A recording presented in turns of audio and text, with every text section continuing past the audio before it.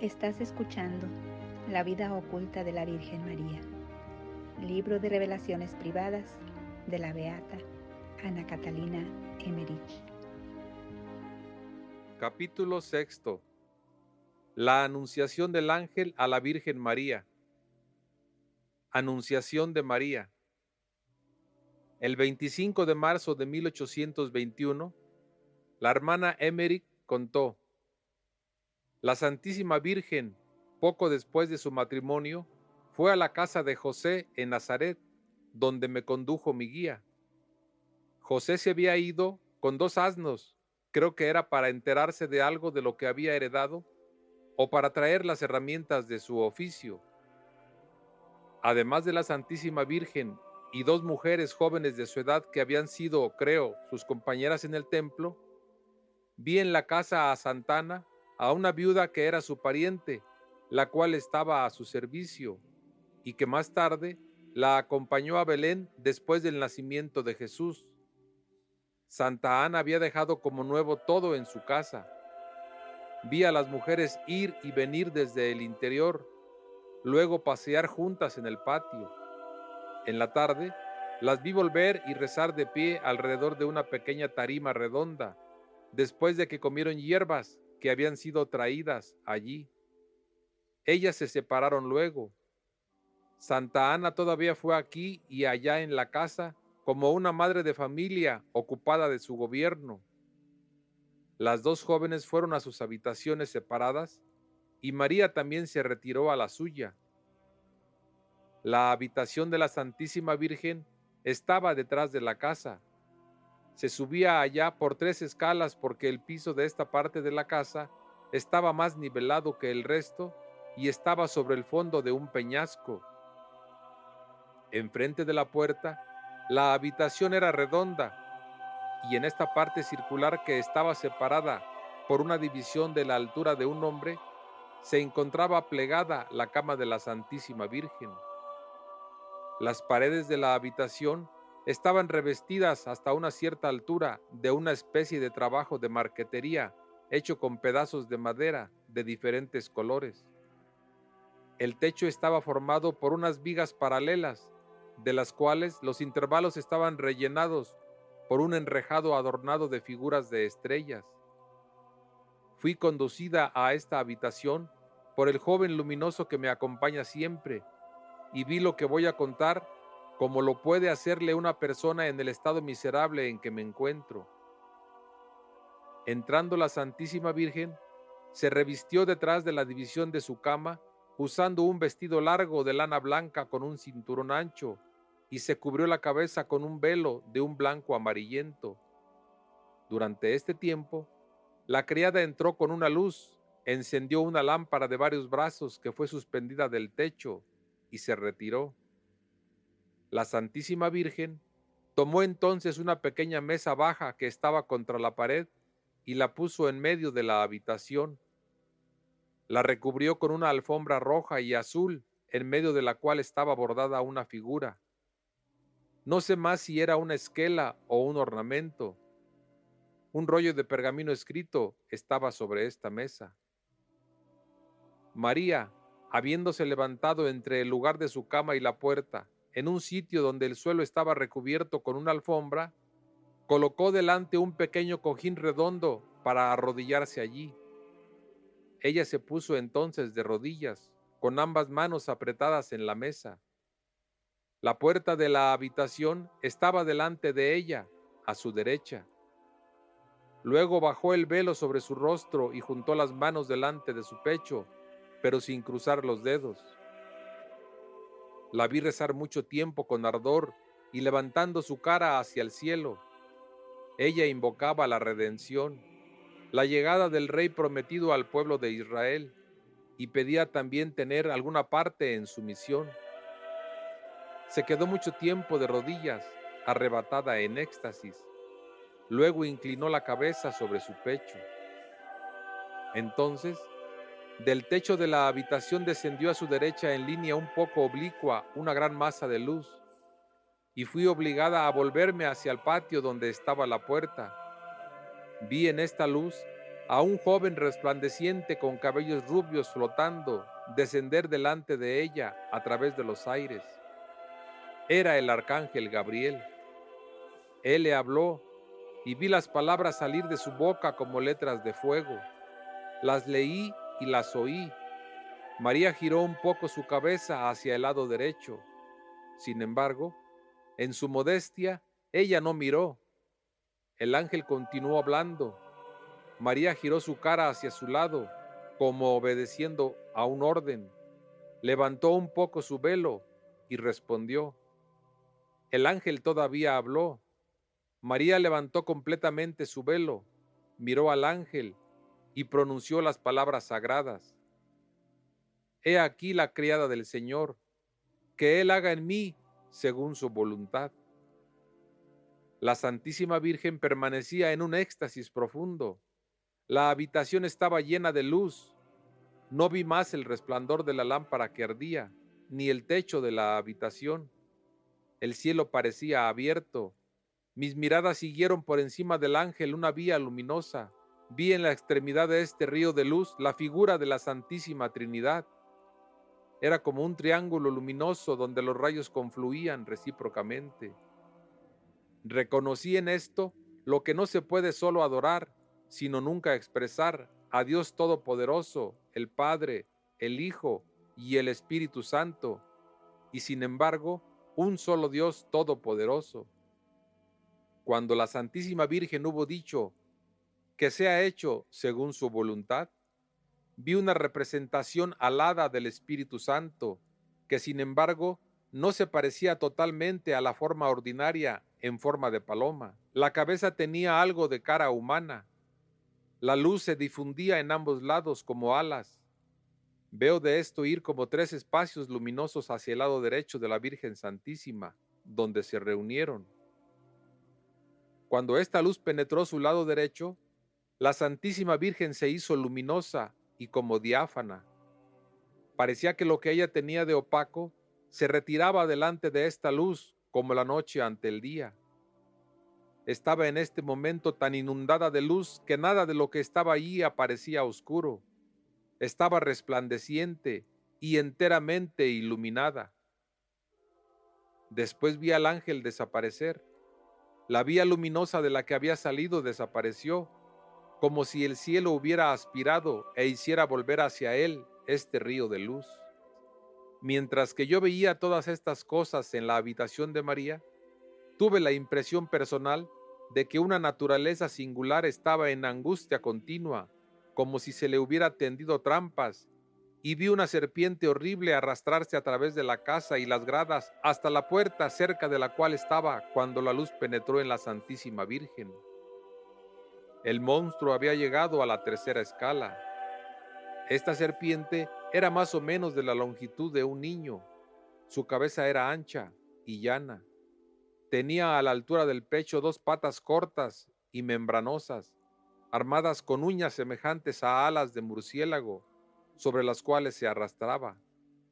Estaba moteada de diversos colores de un aspecto repulsivo y recordaba la serpiente del paraíso, pero algo más deforme y repugnante. Cuando el ángel desapareció de la habitación de la Santísima Virgen, ella golpeó la cabeza de este monstruo que estaba en la puerta y oí un grito tan horrible que me estremeció. Veo luego aparecer 3 espíritus que golpearon este horroroso reptil y lo persiguieron fuera de la casa. Después de la desaparición del ángel, vi a la Santísima Virgen en un arrobamiento profundo y totalmente recogida.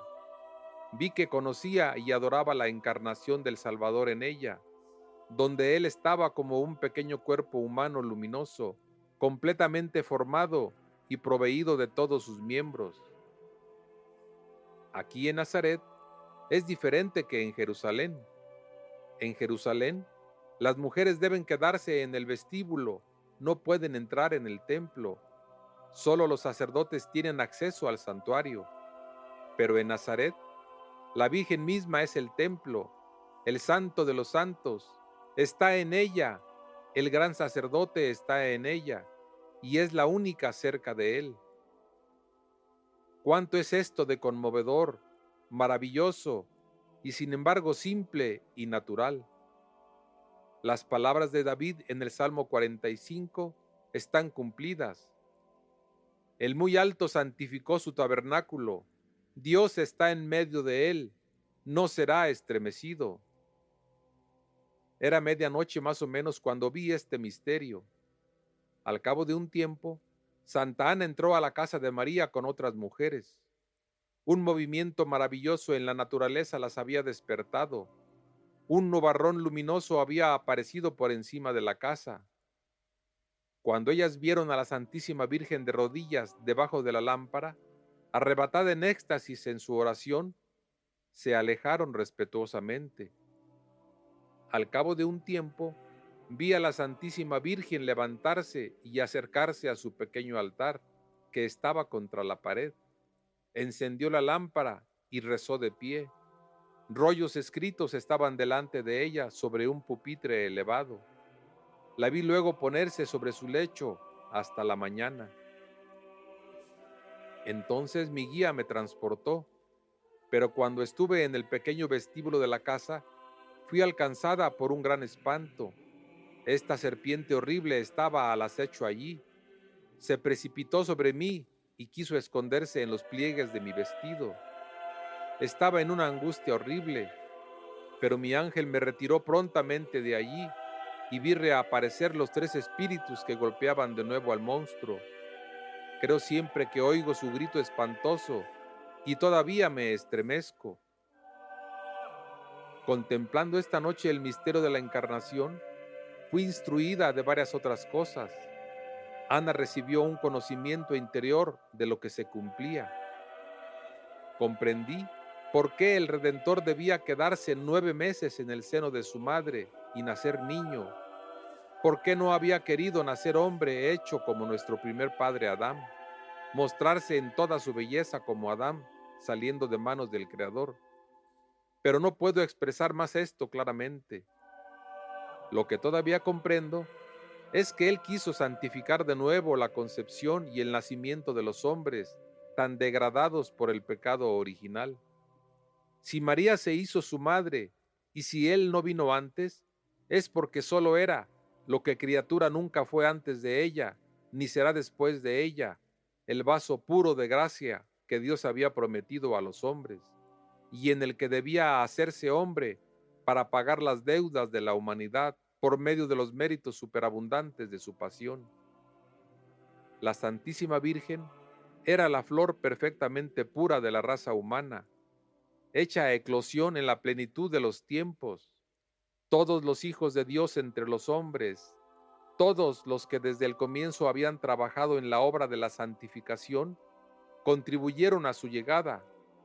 Solo ella era el oro puro de la tierra, la completa porción pura y sin mancha de la carne y la sangre de la humanidad, que, preparada, depurada, recogida, consagrada a través de todas las generaciones de sus antepasados, conducida, protegida y fortificada bajo el régimen de la ley de Moisés, se engendraba finalmente como la plenitud de la gracia.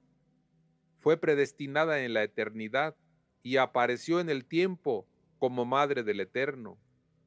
En los días de fiesta de la Madre de Jesús, la Iglesia hace así hablar la Santísima Virgen por boca de la sabiduría divina en los proverbios de Salomón. El Señor me poseyó a principios de sus sendas. Antes de que Él creara alguna cosa, estaba desde entonces. He sido establecida desde la eternidad y desde el comienzo, antes de que la tierra fuera creada. Los abismos todavía no eran, y fui ya concebida.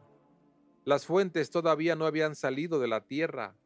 La masa pesada de las montañas todavía no subsistía. Fui dada a luz antes de las colinas. Todavía no había creado en absoluto ni la tierra, ni los ríos, ni afirmado el mundo sobre sus polos. Cuando Él preparaba los cielos, estaba presente.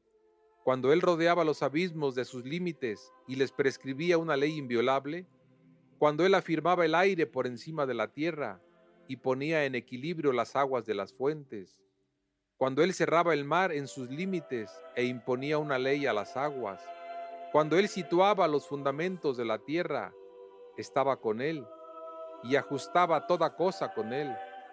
Yo era cada día su delicia, jugando sin cesar delante de Él, jugando en el mundo y encontrando mis delicias con los niños de los hombres.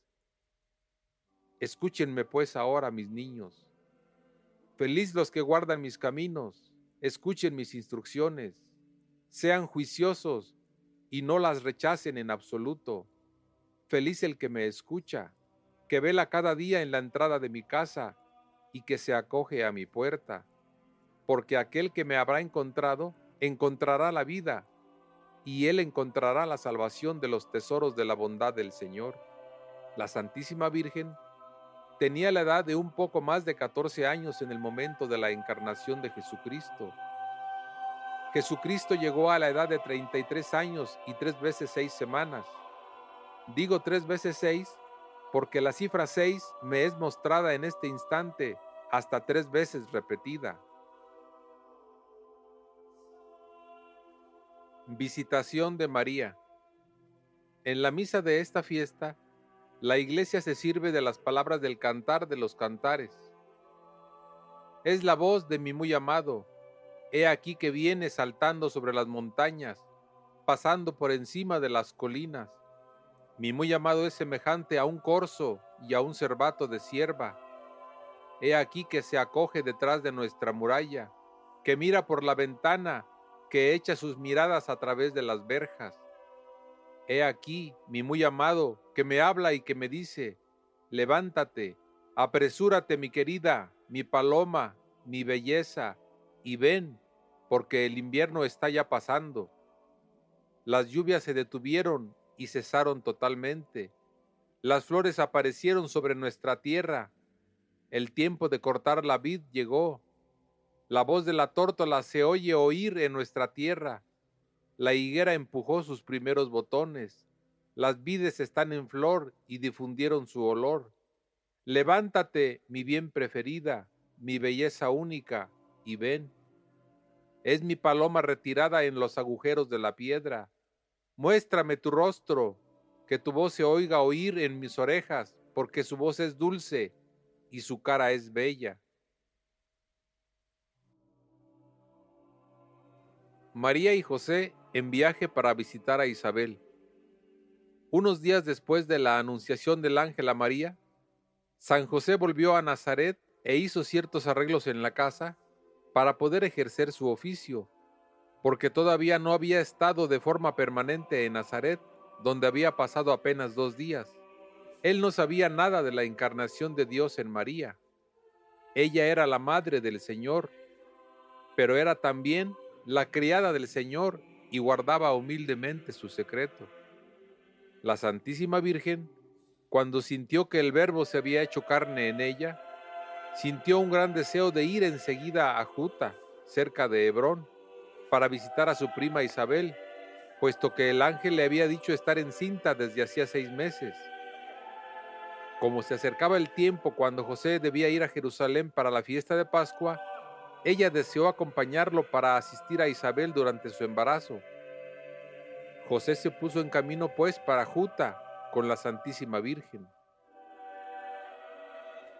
La hermana Emmerich contó los detalles siguientes del viaje de José y de María, pero hay en sus relatos muchas lagunas causadas por su estado de enfermedad y por continuas perturbaciones. Ella no contó la salida, sino durante unos días consecutivos diferentes escenas del viaje que comunicamos aquí. Su camino se dirigía hacia el mediodía. Tenían con ellos un asno sobre el cual María subía de vez en cuando. Llevaban unos efectos, entre otros, un saco que pertenecía a José, donde se encontraba un vestido largo y oscuro de la Santísima Virgen, con una especie de capucha. Lo ataron sobre el cuello del asno. María se ponía este vestido cuando iba al templo o a la sinagoga. En el viaje, ella llevaba una túnica de lana cobriza y un vestido gris con un cinturón por encima. Viajaban rápidamente. Los vi después de haber atravesado la planicie de Esdrelón en dirección al mediodía, subir una altura y entrar en la ciudad de Dotán, en la casa de un amigo del padre de José. Era un hombre bastante rico, originario de Belén. El padre de José le llamaba a su hermano, aunque no le fuera, pero él descendía de David por un hombre que era rey y que creo se llamaba Ela, o Eldoa, o Eldad, mas no sé bien cuál.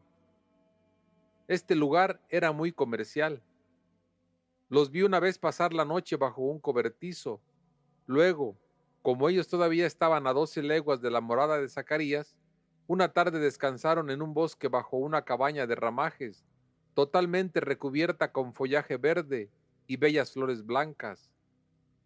A menudo se encuentran en este lugar, al borde de los caminos, estas cabañas de verdor o hasta edificios más sólidos en los cuales los viajeros pueden pasar la noche o tomar un refresco y preparar los alimentos que traen con ellos. Una familia de la vecindad asume la vigilancia de varios refugios de este género y proporciona varias cosas necesarias mediante una módica retribución.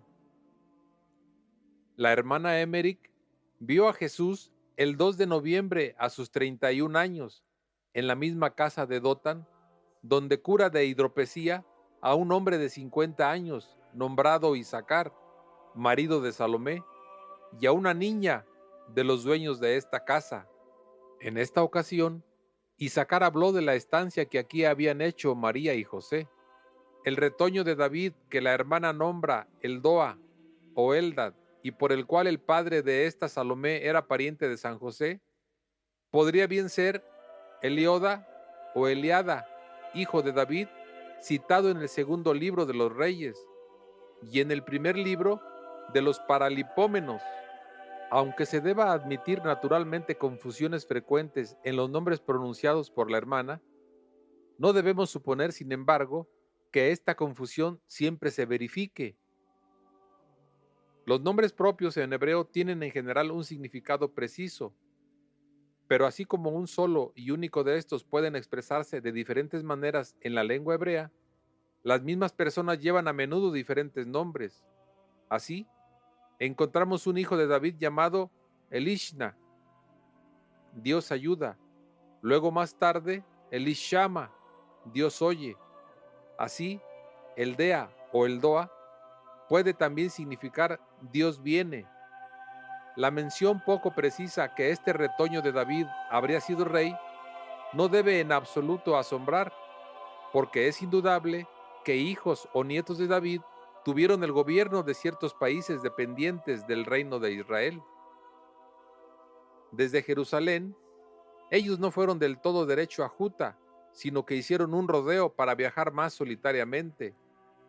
Circunvalaron una pequeña ciudad a 2 leguas de Emaús y tomaron entonces caminos que Jesús a menudo siguió durante sus años de predicación.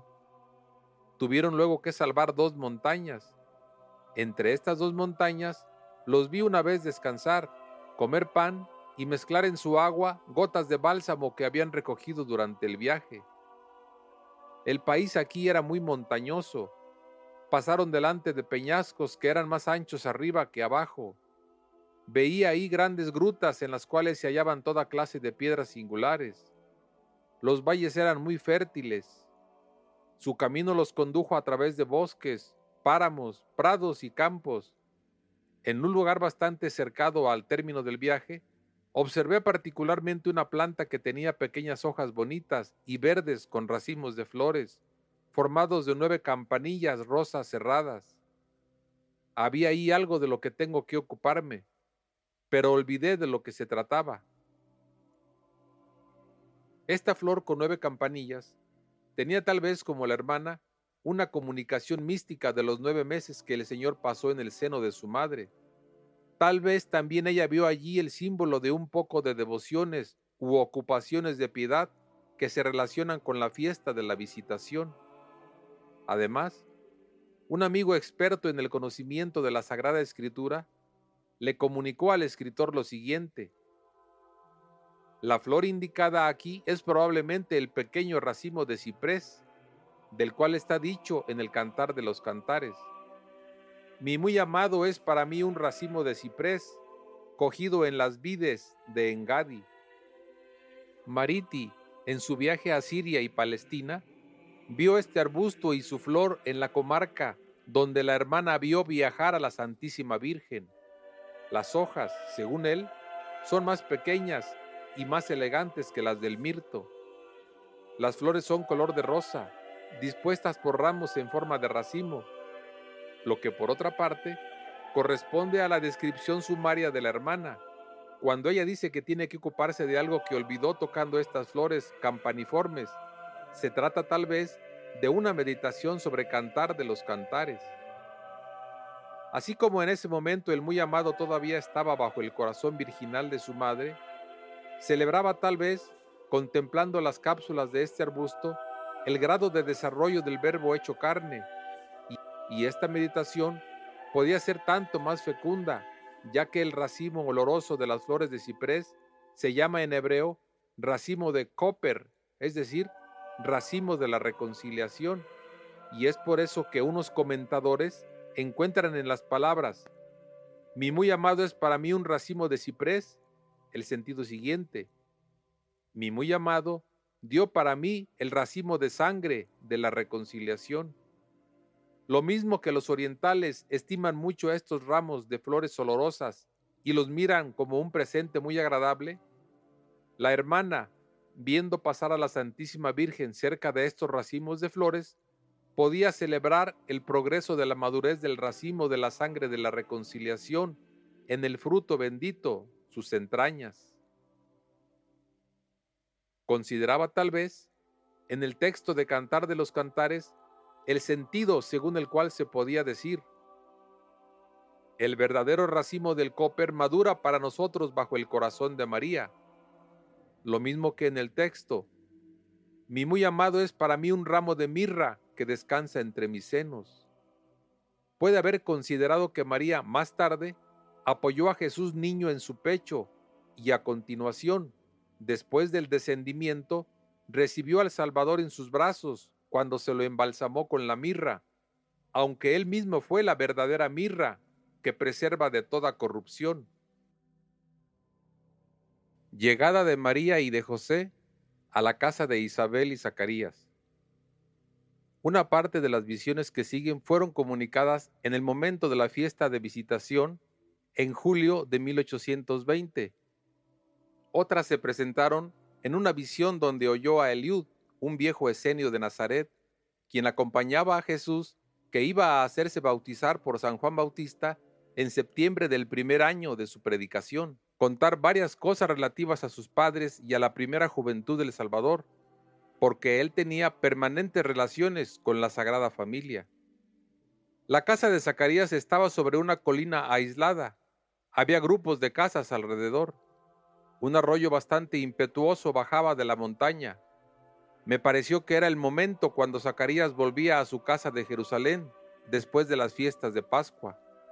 Vi a Isabel, agitada por un inquieto deseo, ir bastante lejos de su casa sobre el camino de Jerusalén, y Zacarías, que volvía, totalmente asustado de encontrarla a una distancia tan larga de su casa, al lugar donde se encontraba. Ella le dijo que tenía el corazón muy excitado y que estaba acosada por el pensamiento de que su prima María de Nazaret venía a verlos. Zacarías procuró hacerle disipar esta idea. Le mostró por signos y escribiendo sobre una tableta cuán poco probable era que una recién casada emprendiera en ese momento un viaje tan extenso. Volvieron juntos a la casa. Isabel no podía renunciar a su esperanza, porque había sabido en sueños que una mujer de su sangre se había hecho la madre del Mesías prometido. Había pensado entonces en María, había concebido un deseo ardiente de verla y la había visto en espíritu que venía hacia ella. Preparó en su casa, a la derecha de la entrada, una pequeña habitación con asientos. Se sentó ahí el día siguiente esperando y presintiendo que María llegaría pronto. Se levantó y fue al encuentro de ella. Isabel era una mujer de edad y alta estatura. Tenía cara pequeña y rasgos bonitos. Su cabeza estaba envuelta. Ella conocía a la Santísima Virgen solo de reputación. María, viéndola de lejos, reconoció que era su prima y fue desde donde se encontraba a toda prisa para su encuentro, precediendo a San José, que discretamente se quedó atrás. María estuvo pronto junto a las casas vecinas entre los habitantes, los cuales quedaron deslumbrados de su gran belleza y conmocionados por una cierta dignidad sobrenatural que irradiaba toda su persona. Se retiraron respetuosamente cuando se encontró con Isabel. Ellas se saludaron amistosamente alargándose la mano. En este momento vi un punto luminoso en la Santísima Virgen y como un rayo de luz que iba de allí hacia Isabel y del cual ésta recibió una impresión maravillosa. No se estuvieron en presencia de los hombres, pero cogiéndose por el brazo, fueron a un lugar delante de la casa cerca de la puerta. Isabel todavía dio la bienvenida a María y entraron. José, que conducía el asno, llegó al patio, dejó al animal con un sirviente y fue donde Zacarías a una sala abierta sobre el lado de la casa. Saludó con mucha humildad al viejo sacerdote. Este le abrazó cordialmente y conversó con él por medio de la tableta sobre la cual escribía, porque estaba mudo desde que el ángel se le había aparecido en el templo. María e Isabel fueron a una sala que me apareció servir de cocina. María saludó a Isabel muy afectuosamente. Vi entonces algo luminoso irradiar de María hasta en el interior de Isabel. Esta quedó totalmente iluminada. Su corazón fue agitado por una santa alegría y profundamente conmovido. Ella se retiró un poco hacia atrás y llena de humildad, alegría y entusiasmo, exclamó: «Eres bendita entre todas las mujeres, y el fruto de sus entrañas es bendito. ¿De dónde me viene que la Madre del Señor venga a mí? Ya tan pronto como la voz de tu saludo llegó a mis oídos, el niño a quien llevo se estremeció de alegría en mi seno. Serás feliz de haber creído. Lo que te ha sido dicho por el Señor se cumplirá». Después de estas palabras, condujo a María a una pequeña habitación preparada para ella, con el fin de que pudiera descansar de su viaje. Había solo 2 pasos que hacer hasta allí, pero María dejó el brazo de Isabel que había tomado, cruzó sus manos sobre su pecho y recitó un cántico inspirada. «Mi alma glorifica al Señor, y mi alma está encantada de alegría en Dios mi Salvador, porque miró la bajeza de su criada. Desde ahora, cada generación me llamará bienaventurada, porque el Poderoso hizo en mí grandes cosas. Su nombre es santo, y su misericordia se extiende de edad en edad sobre los que lo temen. Él desplegó el poder de su brazo, disipó a los que estaban hinchados de orgullo en los pensamientos de su corazón, desalojó a los poderosos de su trono y admitió a los humildes. Él sació a los hambrientos y envió a los ricos con las manos vacías. Tomó bajo su protección a Israel, su servidor, habiéndose acordado de su misericordia, según la promesa que les había hecho a nuestros padres, a Abraham y a su posteridad, por toda la continuación de los siglos.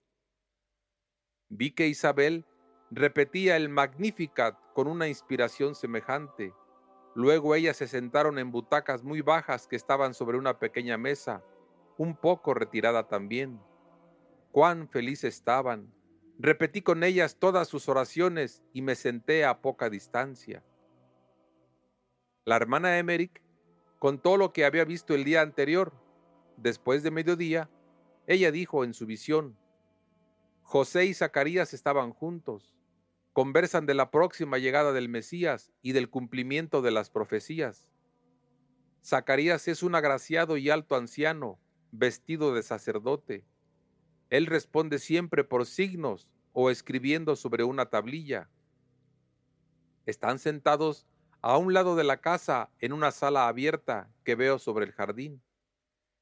María e Isabel están sentadas en el jardín sobre una alfombra bajo un gran árbol, detrás del cual hay una fuente donde el agua sale cuando se retira una piquera. Veo todo alrededor, el césped, las flores y árboles con pequeñas ciruelas amarillas. Ellas comen juntas frutos y panecillos. ¡Qué sencillez y qué frugalidad conmovedoras! Hay en la casa 2 criadas y 2 sirvientes. Los veo ir y venir. Preparan bajo un árbol una mesa con alimentos. Zacarías y José vienen y comen algo. José querría volver enseguida a Nazaret, pero él se quedará 8 días. No sabe nada del estado de embarazo de la Santísima Virgen, e Isabel callaba sobre esto. Existía en su interior una secreta y profunda armonía de una a la otra. Muchas veces al día, especialmente antes de las comidas, cuando todos estaban juntos, las santas mujeres decían especies de letanías. José rezaba con ellas, y vi luego aparecer una cruz entre ellas. No existía, sin embargo, todavía la cruz. Era como si 2 cruces hubieran sido visitadas. Esta forma conocida de oración cristiana no debe sorprendernos en historias que todavía son del Antiguo Testamento. La forma de las letanías existía mucho tiempo antes del nacimiento de Jesucristo. Así, el Salmo 135, en el hebreo 136, es una verdadera letanía. Lo mismo ocurre de una parte del Salmo 117, 118 en el hebreo, y de varios otros. No podemos explicar con precisión lo que la hermana quería decir con estas palabras. Era como si 2 cruces hubieran sido visitadas.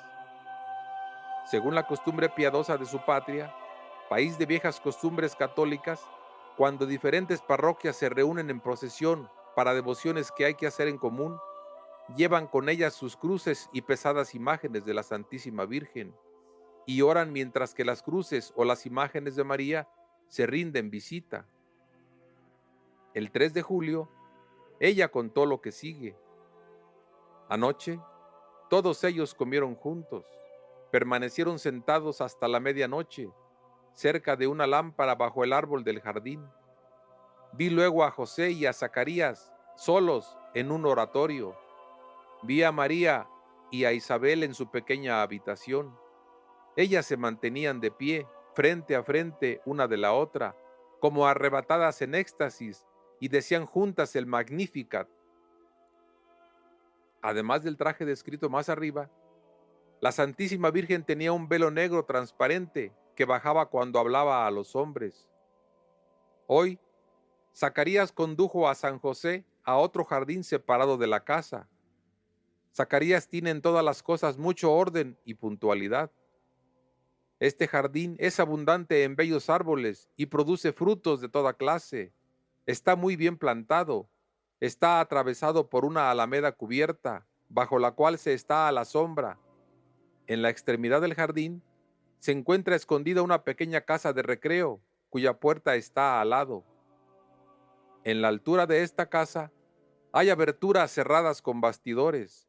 Hay una cama de descanso en esteras, recubierta con espumas o con otras hierbas. Vi allí 2 figuras blancas del tamaño de un niño. No sé cómo estaban allí, ni lo que representaban, pero encontraba que ellas se parecían a Zacarías y a Isabel, solamente mucho más jóvenes. Vi hoy por la tarde a María y a Isabel ocupadas juntas en la casa. La Santísima Virgen tomaba parte en todos los quehaceres domésticos, preparaba toda clase de cosas para el niño que se esperaba. Las vi trabajar juntas, tricotaban una gran cubierta para la cama de Isabel cuando hubiera dado a luz. Las mujeres judías se servían de cubiertas de este género. Tenía en medio una especie de bolsillo, dispuesto de tal manera que una vez ayudara al parto pudiera envolverse entera con el niño. Sobre el borde de esta cubierta había flores bordadas con aguja. María e Isabel preparaban toda clase de objetos que debían ser dados a los pobres al nacimiento del niño. Vi a Santa Ana, durante la ausencia de la Sagrada Familia, a menudo enviar a su criada a la casa de Nazaret para ver si todo estaba ahí en orden. La vi ir allá una vez. El 4 de julio, ella contó lo siguiente. Zacarías fue con José a pasear por los campos. La casa está aislada sobre una colina. Es la casa más bella que hay en la comarca. otras están dispersas totalmente alrededor. María está un poco cansada. Es la única con Isabel en la casa. El 5 de julio, ella dijo: vi a Zacarías y a José pasar la noche de hoy en un jardín, situado a una distancia de la casa. Los vi unas veces dormir en la pequeña casa que está allí, y otras rezar al aire libre. Ellos volvieron al despuntar el día. Vi a Isabel y a la Santísima Virgen en la casa. Cada mañana y cada tarde, ellas repetían juntas el cántico del Magnificat, dictado por el Espíritu Santo a María, después del saludo de Isabel. El saludo del ángel fue para María como una consagración que hacía de ella la iglesia de Dios. Cuando ella pronunció estas palabras: «He aquí la criada del Señor, que sea hecho según su voluntad», el Verbo divino, saludado por la iglesia, saludado por su criada, entró en ella. Desde entonces, Dios estuvo en su templo. María es el templo y el arca de la alianza del Nuevo Testamento. El saludo de Isabel, el estremecimiento de Juan en el seno de su madre, fueron el primer culto devuelto delante de este santuario. Cuando la Santísima Virgen entonó el Magnificat, la iglesia de la nueva alianza, del nuevo matrimonio, celebró, por primera vez, el cumplimiento de las promesas divinas de la antigua alianza, del antiguo matrimonio, recitando en acciones de gracias el Te Deum Laudamus, que podría dignamente expresar cuán conmovedor es ver el homenaje hecho por la iglesia a su Salvador desde antes de su nacimiento. Esta noche, mientras que yo veía orar a las santas mujeres, tuve varias intuiciones y explicaciones relativas al Magnificat y a la aproximación del Santo Sacramento en la situación presente de la Santísima Virgen. Mi estado de sufrimiento y numerosas perturbaciones son causa que casi olvidé todo lo que vi. En la parte del Magnificat, él desplegó el poder de su brazo. Vi diferentes cuadros figurativos del Santo Sacramento del altar en el Antiguo Testamento. Había un cuadro de Abraham que sacrificaba a Isaac, y de Isaías que anunciaba a un mal rey algo de lo que éste se burló. Lo olvidé. Vi muchas cosas desde Abraham hasta Isaías, y desde éste hasta la Santísima Virgen María, y siempre vi allí el Santo Sacramento que se acercaba a la iglesia de Jesucristo, que él mismo todavía descansaba en el seno de su madre. Cuando la hermana Emmerich hubo dicho esto, recitó las letanías del Espíritu Santo y el himno Veni, y se durmió sonriendo. Al cabo de un tiempo, dijo en tono muy animado: «No debo hacer nada más hoy, ni dejar acercarse a nadie ante mí, porque debo ver de nuevo todo lo que había olvidado. Si puedo estar completamente tranquila, podré entender y contar el misterio del Arca de la Alianza, el Santo Sacramento de la Antigua Alianza. Vi cerca de mí al escritor. Debo pues aprender muchas cosas». Mientras que ella hablaba así, su rostro se animaba y enrojecía en su visión como la cara de un niño. Ella retiró totalmente el envoltorio de sus manos marcadas con los estigmas y dijo: «Hace mucho calor donde está María, en la tierra prometida. Ellos van al jardín donde está la casita, primero Zacarías y José, luego Isabel y María. Tendieron un mantel bajo el árbol como para hacer una tienda. Hay de un lado asientos muy bajos con subterfugios.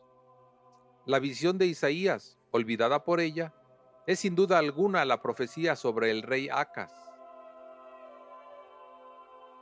Detalles personales a la narradora. Ella continuó así: «Debo tomar descanso y ver de nuevo lo que había olvidado. La oración dulce al Espíritu Santo me ayudó. Oh, es tan dulce y tan agradable. A las 5 de la tarde, ella suspira y dice: «No observé, a consecuencia de mis descuidos, la orden de dejar a persona venir cerca de mí. Una mujer que conozco habló delante de mí cosas odiosas. Me enfadé y me dormí luego. El buen Dios tuvo mejor su disertación que yo la mía. Él me mostró de nuevo todo lo que había olvidado. Sin embargo, para mi pena, lo he olvidado en lo más importante. Ella dice entonces lo que sigue, y lo comunicamos aunque haya repetición de cosas ya dichas, porque no podemos expresar lo que quiso decir de otro modo que ella misma lo hizo. He aquí pues lo que ella dijo. Vi como de costumbre a las dos santas mujeres decir el Magnificat mirándose frente a frente una de la otra. En medio de su oración, el sacrificio de Abraham me fue mostrado. Vino luego una serie de cuadros figurativos que se remitían a la aproximación del Santo Sacramento. Me parecía que nunca percibí tan claramente los misterios sagrados de la antigua alianza. El día siguiente, ella dijo: como esto me había sido prometido, vi de nuevo todo lo que había olvidado. Estaba totalmente alegre de poder contar tantas cosas maravillosas sobre los patriarcas y el arca de la alianza. En mayo tuve sin duda esta alegría algo doblada, porque Dios no permite que pueda contar con orden y explicar claramente todo esto. La nueva perturbación de la cual hablaba se debió a un incidente particular, y como consecuencia de este, se produjeron los sufrimientos de la pasión del Salvador, que a menudo se manifestaban en ella. Así, fue tanto más incapaz de poner orden a sus revelaciones. Sin embargo, desde sus visiones sobre la recitación del Magnificat, varias veces por las santas mujeres, ella contó por fragmentos y sin orden varias cosas relativas a la bendición misteriosa del Antiguo Testamento y al Arca de la Alianza. Se esfuerza de hacer todo esto en lo posible como un cierto conjunto que será añadido como apéndice o reservado para ponerlo de la forma más apropiada, con el fin de no interrumpir la vida de la Santísima Virgen. He aquí lo que ella dijo el viernes 6 de julio. Vi anoche a Isabel y a la Santísima Virgen irse al jardín alejadas de la casa de Zacarías. Ellas tenían frutos y panecillos en canastas y querían pasar la noche en este lugar. Cuando José y Zacarías fueron allá más tarde, vi a la Santísima Virgen ir a su encuentro.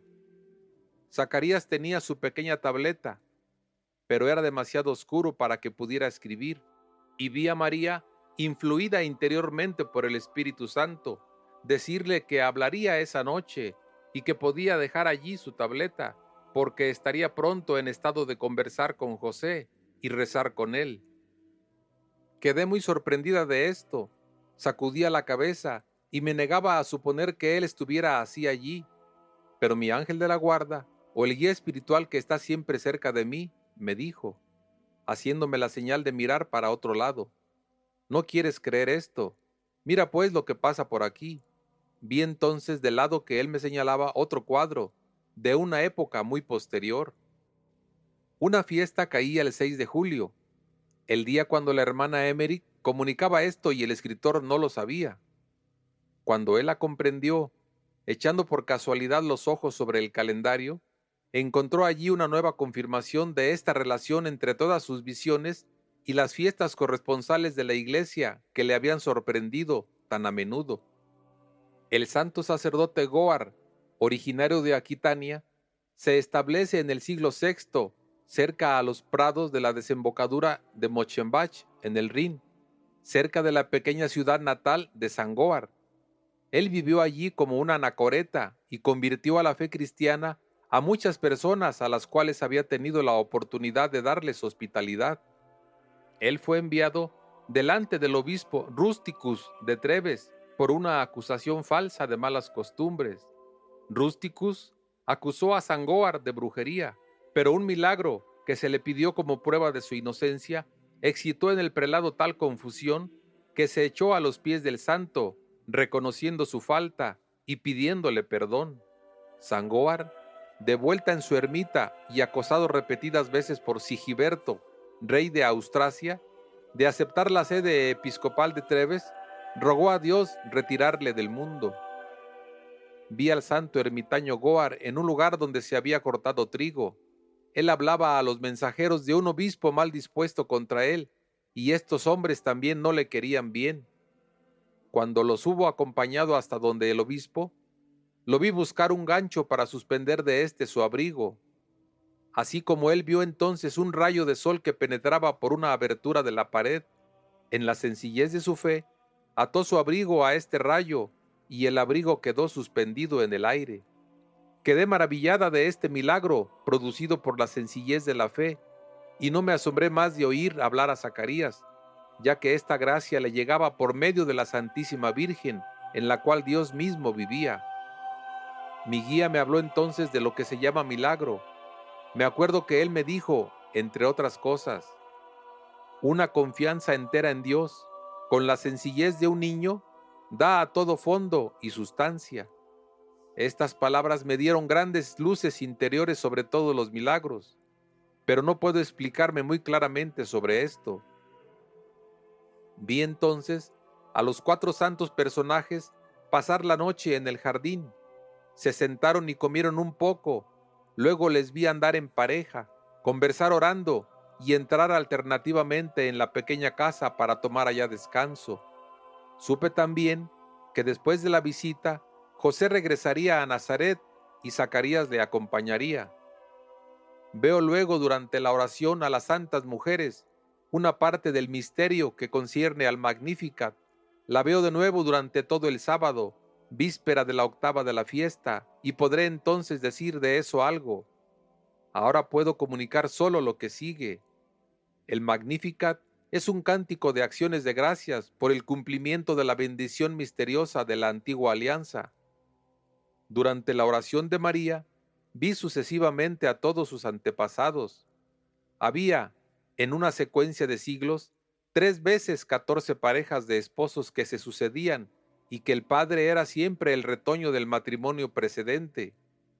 De cada una de estas parejas, vi salir un rayo de luz que se dirigía sobre María mientras que estaba orando. Todo este cuadro crece delante de mis ojos como un árbol con ramas de luz que iban siempre haciéndose más bellas, y vi finalmente en un sitio marcado por este árbol luminoso la carne y la sangre puras y sin mancha de María, de las cuales Dios debía formar su humanidad y mostrarse en una luz cada vez más viva. Recé entonces, llena de alegría y de esperanza, como un niño que vería crecer delante de él el árbol de Navidad. Todo esto era una imagen de la aproximación de Jesús Cristo, según la carne, y de su santo sacramento. Era como si hubiera visto madurar el trigo para formar el pan de vida, por el que estoy ávida. Esto no puede expresarse. No puedo encontrar palabras para decir cómo se formó el cuerpo en el cual el Verbo se hizo carne. ¿Cómo podría tomarse para esto a una pobre criatura humana que todavía está en esta carne, de la cual el Hijo de Dios e Hijo de María había dicho que la carne no servía de nada y que solo el Espíritu vivificaba? Él, que todavía dijo que aquellos que se alimentan de su carne y de su sangre tendrían la vida eterna y serían resucitados por él al último día. Su carne y su sangre son verdadero alimento. Solo los que toman este alimento quedan en él y él en ellos. No puedo expresar cómo vi desde el comienzo el advenimiento sucesivo de la encarnación de Dios y con él la proximidad del santo sacramento del altar que se manifestaba de generación en generación. Luego la nueva serie de patriarcas, representante de Dios vivo, que reside entre los hombres como la víctima y como el alimento, hasta su segunda llegada al último día. La institución del sacerdocio, que el hombre Dios, el nuevo Adán, encargado de expiar la falta del primero, les transmitió a sus apóstoles, y éstos, por la imposición de las manos a los sacerdotes que le sucedieron para formar una sucesión semejante, no interrumpida de generación de sacerdotes a generación de sacerdotes. Todo esto me hizo conocer que la recitación de la genealogía de nuestro Señor delante del Santo Sacramento, el Corpus Christi, encierra un gran y profundo misterio. Entendí así que entre los antepasados de Jesucristo, según la carne, varios no fueron santos y hasta fueron pecadores, sin dejar por eso de ser gradas de la escalera de Jacob, por las cuales Dios descendió hasta la humanidad, y que también los obispos indignos son capaces de consagrar el santo sacramento y conferir el sacerdocio con todo el poder que está atado a esto. Cuando se ve estas cosas, comprendemos por qué el Antiguo Testamento es llamado en los viejos libros alemanes la antigua alianza o el antiguo matrimonio, lo mismo que el Nuevo Testamento es llamado la nueva alianza o el nuevo matrimonio. La flor suprema del antiguo matrimonio fue la Virgen de las Vírgenes, la novia del Espíritu Santo, la muy casta madre del Salvador, el vaso espiritual, el vaso honorable, el vaso insigne de devoción en el cual el Verbo se hizo carne. Con este misterio comienza el nuevo matrimonio, la nueva alianza. Esta alianza es virginal en el sacerdocio y en todos los que siguen al Cordero, y el matrimonio es en ella un gran sacramento, un conocimiento de Jesucristo y de su novia, que es la Iglesia. Estas denominaciones son series en parte de las letanías en las cuales la Santísima Virgen también es honrada bajo el nombre de Arca de la Alianza. Para saber cómo es esto posible para mí, cómo me fue explicada la llegada de la encarnación del Verbo y al mismo tiempo la proximidad del santo sacramento del altar, solo puedo repetir que todo me ha sido puesto delante de los ojos en una serie de cuadros simbólicos, sin que sea posible para mí, a causa del estado en que me hallo, dar cuenta de detalles de modo inteligible. Puedo hablar solo en general. Vi primero la bendición de la promesa que Dios les dio a nuestros primeros padres en el paraíso, y un rayo que iba de esta bendición a la Santísima Virgen, que recitaba el Magnificat con Santa Isabel. Vi luego a Abraham, que había recibido Dios esta bendición, e ir un rayo de él a la Santísima Virgen. Luego otros patriarcas, que habían llevado y habían poseído esta cosa santa, y todavía ir el rayo de cada uno de ellos a María. La transmisión de esta bendición hasta Joaquín, que, gratificado con la bendición más alta que venía del santo de los santos del templo, pudo hacerse por esto el padre de la Santísima Virgen María, concebida sin pecado. Finalmente, es aquí que por la operación del Espíritu Santo, el Verbo se hizo carne. Es ella, al arca de la alianza del Nuevo Testamento, que escondido a todos ojos, vivió 9 meses entre nosotros, hasta que habiendo nacido de la Virgen María en la plenitud de los tiempos, vimos su gloria, como la gloria del Hijo único del Padre Eterno, lleno de gracia y de verdad. He aquí lo que ella contó el 7 de julio. Vi esta noche a la Santísima Virgen dormir en su pequeña habitación, extendida de lado y la cabeza recostada en su brazo. Estaba envuelta en una faja de tela blanca, desde la cabeza hasta los pies. Vi bajo su corazón brillar una gloria luminosa en forma de pera que rodeaba una pequeña llama de manera indescriptible. Veo brillar en Isabel una gloria menos brillante, pero más grande y de una forma circular. La luz que ella difundía era menos viva. El sábado 8 de julio, ella dijo lo que sigue. La noche del viernes, vi en una habitación de la casa de Zacarías, que todavía no conocía, encender una lámpara y celebrar el sábado. Zacarías, José y otros 6 hombres que eran probablemente gente del lugar, rezaban de pie bajo la lámpara alrededor de una caja sobre la cual estaban rollos escritos. Ellos tenían ropas blancas que se ponían encima de la cabeza, pero no hacían, al orar, todas las contorsiones que hacen los judíos actuales, aunque a menudo bajaran la cabeza y levantan los brazos en el aire. María, Isabel y otras 2 mujeres se reunieron aparte detrás de un tabique, desde donde ellas veían el oratorio. Estaban totalmente envueltas por encima de la cabeza en atuendos de oración. Después de la cena del sábado vi a la Santísima Virgen en su pequeña habitación con Isabel, recitando el Magnificat, las manos recogidas sobre el pecho y sus velos negros bajados sobre ellas se tenían en pie contra la muralla, frente a frente, una de la otra, rezando por turno, como monjas al coro. Recitaba el Magnificat con ellas, y durante la segunda parte del cántico vi, unos alejados y otros más cerca, a algunos de los antepasados de María, de los cuales iban como líneas luminosas que se dirigían sobre ella. Veía estas líneas o estos rayos de luz salir de la boca de los antepasados masculinos y del fondo del corazón de los antepasados del otro sexo, y acabar en la gloria que estaba en María. Creo que Abraham, cuando recibió la bendición que preparaba el advenimiento de la Santísima Virgen, vivía en las praderas del lugar donde ella recitó el Magnificat, porque vi el rayo que iba a llegarle desde un punto muy próximo, mientras que los que llegaban de personajes más cercanos, en cuanto al tiempo, parecían venir de lugares más alejados. Cuando acabaron el Magnificat, que recitaban cada día en la mañana y la tarde desde la visitación, Isabel se retiró y vi a la Santísima Virgen entregarse al descanso. El domingo por la tarde, los vi comer de nuevo. Tomaron su comida juntos en el jardín cerca de la casa. Comieron hojas verdes que mojaban en una salsa.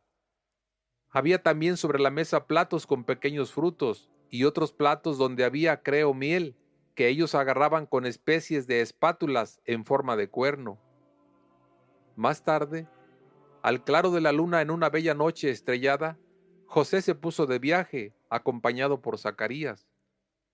José tenía con él un pequeño paquete donde había panes y un pequeño cántaro junto con un bastón encorvado por arriba.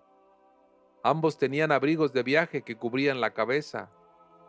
Juntas mujeres los acompañaron a una pequeña distancia y volvieron de ahí solas en una noche de una notable belleza. El martes 11 de julio, ella dijo lo que sigue. Vi esta noche a María y a Isabel. La única cosa de la que me acuerdo es que ellas pasaron cada noche orando, pero no sé la razón sobre eso. En el día, vi a María ocuparse de diferentes trabajos, por ejemplo, tejer una de las cubiertas. Vi a José y a Zacarías todavía por el camino. Ellos pasaron la noche en un cobertizo. Habían hecho largas caminatas y visitado, si no me equivoco, a diferentes personas. Creo que les hacía falta 3 días para culminar su viaje. Olvidé la mayoría de los detalles. El jueves 13 de julio, ella contó lo que sigue. Vi ayer a José de regreso en su casa de Nazaret. No me parece que él hubiera pasado por Jerusalén, sino que fue directamente a su casa. La criada de Ana se ocupaba del cuidado de esta casa y va y viene de un lugar a otro. José estaba solo. Vi también a Zacarías de vuelta en su casa. Vi a María y a Isabel como siempre, recitar el Magnificat y ocuparse de diferentes trabajos. Hacia la tarde, ellas pasearon por el jardín donde había una fuente, lo que no es común en el país. Iban a menudo también por la noche, cuando el calor había disminuido, a pasear en los alrededores, porque la casa de Zacarías estaba aislada y rodeada de cultivos. Ordinariamente, ellas se acostaban hacia las 9 horas y se levantaban siempre antes del sol. Aquí está todo lo que la hermana Emmerich comunicó de sus visiones sobre la visita de la Santísima Virgen a Isabel. Hay que observar que ella contó este acontecimiento con ocasión de la fiesta de visitación a principios de julio, mientras que la visita de María fue probablemente en abril, ya que la encarnación de Cristo fue anunciada a la Santísima Virgen el 25 de marzo. Es poco tiempo después de que la hermana la vio irse para llegar a la casa de Isabel, al mismo tiempo que José iba a la fiesta de Pascua, que caía en el mes judío de Nisán. Nacimiento de Juan. María vuelve a Nazaret. José es tranquilizado por un ángel. El 9 de junio de 1821, la hermana Emmerich, con ocasión de una reliquia de San Parmenas que se encontraba cerca de ella, contó diferentes cosas que tocaban a este santo, y entre otras, esto que sigue. Vi a la Santísima Virgen después de su viaje de Juta en Nazaret, pasar unos días en la casa de los padres del discípulo Parmenas, que en aquella época no había todavía nacido. Creo que he visto esto en el momento del año cuando esto pasó. Según lo anterior, El nacimiento de Juan Bautista se habría efectuado a finales de mayo o a comienzo de junio. María se quedó 3 meses en casa de Isabel hasta el nacimiento de Juan, pero ella no estuvo allí más en el momento de la circuncisión del niño. La Santísima Virgen se fue a Nazaret después del nacimiento de Juan y antes de su circuncisión. José vino a su encuentro hasta la mitad del camino.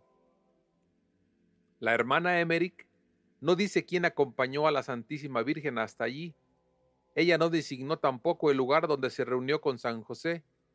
Tal vez que fue en Dotán, donde yendo a casa de Isabel, ellos habían visitado a un amigo del padre de José. Probablemente fue acompañada hasta ahí por los padres de Zacarías o por amigos de Nazaret que se encontraban en el mismo viaje que hay que hacer. Esta última conjetura podría justificarse hasta cierto punto por el siguiente relato. Cuando José volvió a Nazaret con la Santísima Virgen, notó por su cuerpo que ella estaba encinta. Entonces fue asaltado por toda clase de inquietudes y dudas, porque no conocía la visita del ángel a María. Inmediatamente después de su matrimonio, había ido a Belén para unos asuntos de familia. María durante este tiempo se había ido a Nazaret con sus padres y unas compañeras. La salutación angélica se había efectuado antes de la vuelta de José a Nazaret. María, en su tímida humildad, había guardado para ella este secreto de Dios. José, lleno de confusión y de inquietud, no le pedía explicaciones, sino que luchaba en silencio contra sus dudas. La Santísima Virgen, que había previsto esto por anticipado, estaba seria y pensativa, lo que todavía aumentaba la ansiedad de José. Cuando llegaron a Nazaret, vi que la Santísima Virgen no había ido enseguida a su casa con San José. Ella se quedó 2 días en una familia amiga de la suya. Eran los padres del discípulo Parmenas, que entonces no había nacido, y que fue más tarde uno de los 7 diáconos en la primera comunidad de los cristianos en Jerusalén. Esta gente estaba aliada a la Sagrada Familia. La madre era hermana del tercer esposo de María de Cleofás, que fue el padre de Simeón, obispo de Jerusalén. Ellos tenían una casa y un jardín en Nazaret. Eran amigos de la Sagrada Familia por parte de Isabel. Vi a la Santísima Virgen quedarse un tiempo en su casa antes de volver a la casa de José. Pero la inquietud de éste aumentaba hasta tal punto que, cuando María quiso volver cerca de él, tomó el propósito de dejarla y huir secretamente. Mientras que pensaba esta intención en su espíritu, un ángel apareció a él en sueños y le consoló. Preparativos para el nacimiento de Jesucristo. Salida de la Sagrada Familia para Belén. Domingo 11 de noviembre de 1821. Desde hace varios días veo a la Santísima Virgen cerca de su madre Santa Ana, cuya casa está más o menos a 1 legua de Nazaret, en el valle de Zabulón. Su criada se quedó en la casa de Nazaret ayudando a San José, cuando María está en casa de su madre. Además, mientras Ana vivió, ellos no tuvieron la administración de su casa totalmente independiente, sino que recibían siempre de ésta lo que necesitaban. Veo desde hace 15 días a la Santísima Virgen ocupada de preparativos para el nacimiento de Jesucristo. Dispone cubiertas, vendas y mantillas. Su padre Joaquín no vivía más. Vive en la casa una pequeña niña de cerca de 7 años, que a menudo está cerca de la Santísima Virgen, y a la cual ésta le da lecciones. Creo que es la hija de María de Cleofás. Se llama también María. José no está en Nazaret, sino que está pronto a llegar. Él vuelve de Jerusalén, donde condujo víctimas para el sacrificio. Vi a la Santísima Virgen en la casa. Estaba en un estado de embarazo muy adelantado y trabajaba sentada en una habitación con varias otras mujeres. Preparaban efectos y cubiertas para el lecho de María. Ana tenía propiedades bastante considerables en rebaños y pastos. Ella proporcionaba abundantemente a la Santísima Virgen de todo lo que le era necesario, según su estado. Así, como creía que María haría su hogar donde ella, y que todos sus parientes la visitarían en esta ocasión, hacía toda especie de preparativos para el nacimiento del niño prometido. Preparaban para esto bellas cubiertas y bellas alfombras. Vi una cubierta de este género en el momento del nacimiento de Juan, en casa de Isabel. Había figuras simbólicas y oraciones esbozadas con aguja. En medio, había una especie de bolsillo en el cual el niño recién nacido se colocaba. Luego, diversas partes de la cubierta eran atadas alrededor de ella con cordones y botones, estando allí como un niño con su camiseta, y podía fácilmente ponerse sentada entre cojines para recibir las visitas de sus amigas, que se ubicaban cerca de ella en el borde de la alfombra. Preparaban también en la casa de Ana objetos de este género, además de lienzos y mantillas para el niño. Hasta vi hilos de oro y de plata que se hilvanaban aquí y allá. Todos estos efectos y estas cubiertas no eran únicamente para el uso asistido del parto. Había muchas cosas destinadas a los pobres en los cuales se pensaba siempre en circunstancias semejantes. Vi a la Santísima Virgen y a otras mujeres sentadas en el suelo, alrededor de una gran caja llena de bisutería, y a Juárez trabajar en una gran cubierta. Se servían de pequeños palillos donde estaban atados hilos de diversos colores. Santa Ana estaba muy atareada, iba aquí y allá para tomar lana, compartirla y darles tareas a sus criadas. Lunes 12 de noviembre. José debe volver hoy a Nazaret. Estaba en Jerusalén, donde había conducido animales para el sacrificio. Los había dejado en un pequeño hostal situado a un cuarto de legua delante de Jerusalén, del lado de Belén, y mantenido por un anciano de la casa sin niños. Eran gente piadosa de la cual se podía confiar. José fue de ahí a Belén, pero no visitó a los parientes que tenía. Quería solamente averiguar respecto a un censo o levantamiento de impuestos que exigía que cada uno debiera ir a su lugar de nacimiento.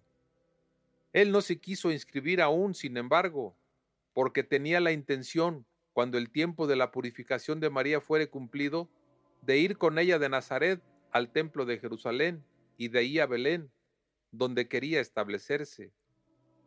No sé bien cuál ventaja encontraría allí, sino que la estancia de Nazaret no le convenía. Es por esto que sacó provecho de esta situación para ir a Belén. Buscó allá información respecto a piedras y maderas de construcción, porque tenía el proyecto de edificar allí una casa. Regresó luego al hostal vecino de Jerusalén, condujo a las víctimas al templo y volvió a su casa. Hacia la medianoche, él atravesaba la planicie de Quimki, a 6 leguas de Nazaret, cuando un ángel se le apareció y le ordenó que se fuera con María a Belén, porque era allá donde ella debía darle a su niño al mundo. El ángel le prescribió lo que debía tomar con él. Debía llevarse pocos efectos, particularmente ninguna cubierta bordada. Debía también, además del asno sobre el cual María subiría, llevar consigo una asna de 1 año que aún no hubiese tenido cría. Debía dejarla correr en libertad y seguir siempre el camino que tomaría. Esa tarde, Ana se fue a Nazaret con la Santísima Virgen. Sabían que José llegaría. Ellas no parecían saber, sin embargo, que María iría a Belén. Creían que María tendría al niño en su casa de Nazaret, porque vi que les habían llevado allá muchos de los objetos que había preparado y embalado en esteras. José llegó por la tarde a Nazaret. Martes 13 de noviembre. Vi hoy a la Santísima Virgen con su madre en la casa de Nazaret, donde José les hizo saber lo que le había sido dicho la noche precedente. Ellas volvieron juntas a la casa de Ana y las vi hacer preparativos para una pronta salida. Ana estuvo totalmente entristecida por esto. La Santísima Virgen sabía por anticipado que debía dar a luz a su hijo en Belén, pero no había dicho de ello nada por humildad. Ella lo sabía por las profecías sobre el nacimiento del Mesías que se conservaban en Nazaret. Había recibido estos escritos de sus maestras del templo y estas santas mujeres se los habían explicado. Ella a menudo las leía y rezaba por su cumplimiento. Sus deseos ardientes invocaban siempre la llegada del Mesías. Llamaba bienaventurada a la que debía darle al mundo al santo niño y deseaba poder ser solamente la última de sus criadas. Ella no pensaba, en su humildad, que este honor podía estarle destinado. Como sabía por las profecías que el Salvador debía nacer en Belén, se conformó con santa alegría de la voluntad divina y se preparó para un viaje muy penoso en esta temporada, porque a menudo hacía un frío muy vivo en los valles entre las cordilleras. Vi esta tarde a José y a la Santísima Virgen acompañados por Ana, por María de Cleofás y varios sirvientes irse de la casa de Ana. María se sentó en el lomo de un asno que llevaba también su equipaje. José conducía el asno. Había un segundo asno sobre el cual Santa Ana debía volver.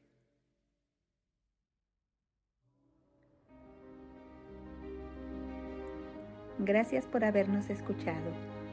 Te invitamos a seguirnos en YouTube y Facebook como AOPD, Asociación de Oración por los Difuntos, donde podrás escuchar el audiolibro completo, entre otros temas. Bendiciones para todos.